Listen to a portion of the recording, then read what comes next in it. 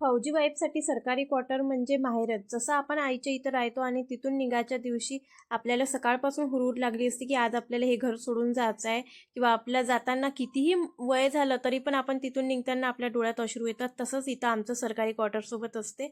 आज त्यात 2 फॅमिली होत्या. त्या फॅमिली इथून जाणार होत्या घरी. त्या गेल्या होत्या.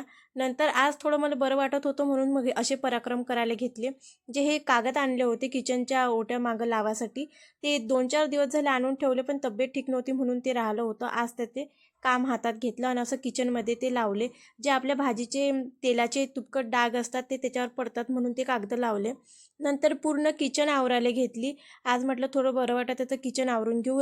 कितीही दिवस लागो पण जिथं राहायचं तिथं व्यवस्थित नीटनेटकं राहायचं म्हणून किचन क्लीन करून घेतली. नंतर हा बेसिंग जवळचा आणि बेडरूममधला आरसा असा स्वच्छ क्लीन करून घेतला. नंतर आज वातावरण तर एवढं भयानक होतं. काय आहे काही समजतच नाही. हिवाळा चालू आहे, पावसाळा चालू आहे, उन्हाळा चालू आहे. आज तर असं वातावरण बनलं होतं जसं की पाऊसच पडणार.